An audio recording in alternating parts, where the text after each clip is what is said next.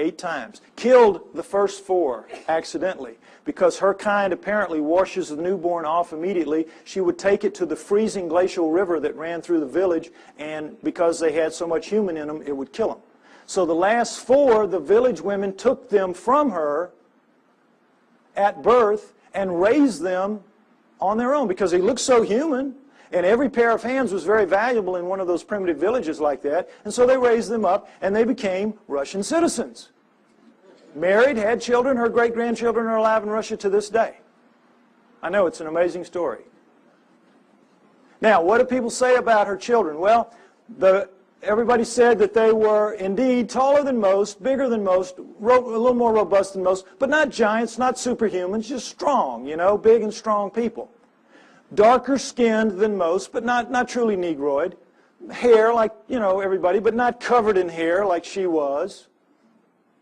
Average intelligence, not wizards, not stupid. Ugly enough to make a freight train take a dirt road. Unfortunately for them. But they could speak. That's the key. They could all speak. They had very high-pitched voices, but they could speak, which allowed them to integrate into the community as humans, even though they were clearly not quite humans. So the researchers were real excited to get all this information. It's like, wow. And they knew where she was buried. She was buried in the village cemetery. Unfortunately, this is a Muslim area. They don't mark gravestones there. So they knew she was in the village cemetery, which had existed for centuries, and they couldn't say just where because of the 10 people that were alive. They all had different memories of where it had been. Who knew that 70, 80 years later somebody was going to care? So they couldn't decide. They couldn't, and they would have had to bulldoze the whole thing. The village wouldn't let them do that. So somebody says, well, guess what? Her youngest son, Kvit, died in 1954, only 10 years prior to this study. So they said, we know where he is. We'll let you dig him up. So, boy, they dug him up. Her youngest son, Kvit. Now, before we look at his skull, I want to say again, remember, Neanderthals had bigger brains than we did, and they carry them, we do rather, than they carry them in a bun in the back of their head called the occipital bun. All right, let's take a look at Kvit's skull. Here you go, right here. Notice, if you will, that's a remnant of an occipital bun right there. Notice how much of a forehead he doesn't have. Look at the size of these brow ridges. Look at that eye socket. Is it starting to look familiar? Look at the size of that nasal passage. Look at the size of these teeth. Look at the size of that jawbone. Look at the size of the cheekbone. But look at that chin. Allows him to speak. This is an ugly dude, kids. This is a Neanderthal, basically. This is a guy you do not want to meet in a dark alley. Now, what, of course, anthropologists say is that he is an extreme variation on the human norm. An extreme, real extreme variation on the human norm. But that's how they explain it. Okay, I ask you to take my word for it. Hominoids are real. They live with us today. They have always lived with us. It is their planet. They are the native, indigenous, upright walking primate of planet Earth. There was a split somewhere between the down on all four primates and the up on 2 feet primates, but we're not the one. The pre-humans are the pre-hominoids. Go with me on that.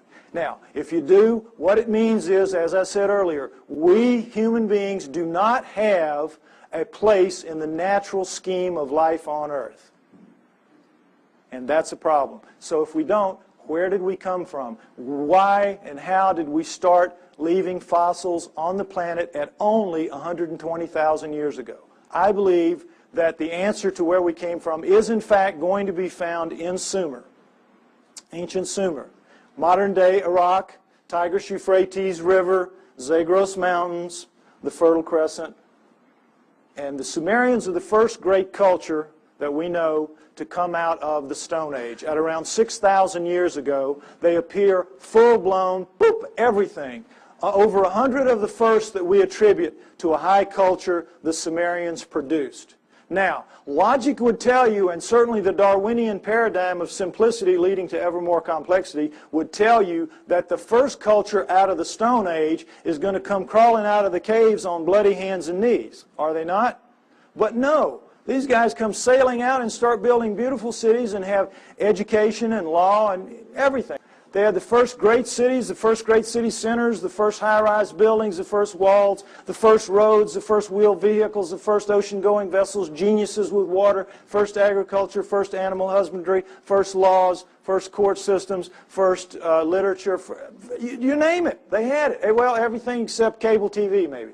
I mean, they had it. They were great. They were a fantastic culture. And the Egyptians, Greeks, and Romans come from their culture. Those cultures developed from what passes down from the Sumerians, or at least out from the Sumerians, I believe. Okay? So, one of the many things they had at first was writing. Now, this is what we're all taught. We're taught nothing about the Sumerians except that they invented writing. Again, they appear, boop, invent writing, boop, disappear, and that's it. History forgets about them. You never hear what they wrote. You never hear what they wrote. And you never hear how sophisticated they were because, again, it doesn't fit that paradigm. It's easier to just start with the Egyptians, Greeks, and Romans and move on from there. Okay? What they had to say, next slide, in their writings, their writing, by the way, was cuneiform, very sophisticated math-based writing. And, by the way, their mathematical system, called sexagesimal, based on the number 60, is better than ours for using very small numbers and very large numbers.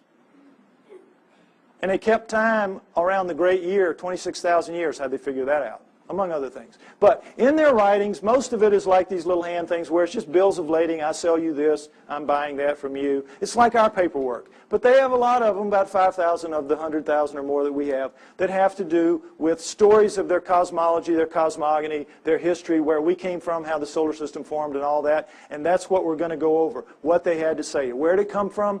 Well, originally when these things were being translated in the late 1800s, early 1900s, when the translators would read what they'd have to say, it was like, oh, come on, forget about it. Put them in the myth. These are myths. They have to be myth. It can't be true. And they put it in the myth pile, which Alan was talking about, myth.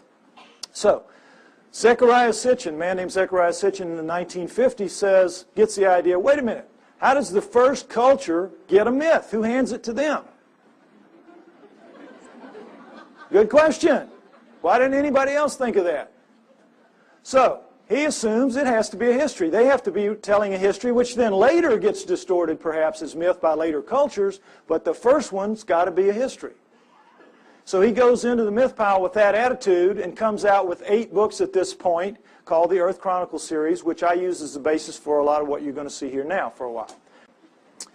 Here's what they say, that originally as the solar system was forming, there was the Sun, Mercury, Venus, Mars, and a big planet called Tiamat, right where the asteroid belt is now. And if you know about Bode's law, there's supposed to be planets at certain places of a certain size, and it all fits reasonably well except for the asteroid belt where there should be a planet, and there isn't. But there was Tiamat then, Jupiter, Saturn, Pluto as a moon of Saturn, Uranus, Neptune, and into that forming solar system at around 4 billion years ago, which we extrapolate and assume because all of them were still very plasmid, still very much lava-ish, able to pull moons out of themselves, and we know that the solar system formed at around 4.6 billion years ago, so at around 4 billion years ago would have been the time approximately when this would have happened.